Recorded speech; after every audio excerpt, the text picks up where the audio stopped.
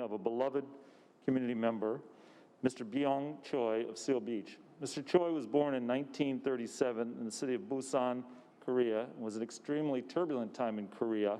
He grew up in Korea and experienced the Japanese occupation, the Korean War, and the fracturing of Korea into two separate countries.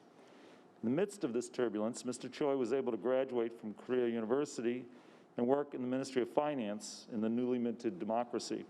Eventually, he'd search for a new life in the United States and would receive an academic scholarship to Central State University, as you know, a historically black college. Mr. Choi and his family would move several times before finally settling in Seal Beach. Each new home brought the Choi's greater happiness, and he became a local business leader and fostered community amongst Korean Americans in any community in which he lived.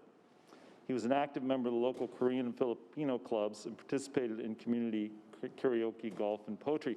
It's important that we remember his life, but it's also important that we support his family, because what happened after his passing was unconscionable.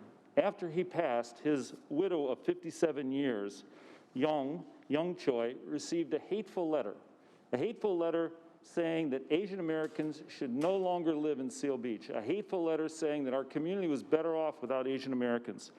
So it's incredibly important that we, one, recognize his life, but two, stand in support of Young, his wife, as I mentioned, of 57 years, and his four civic-minded daughters, Claudia, June, Sue, and Jiwon.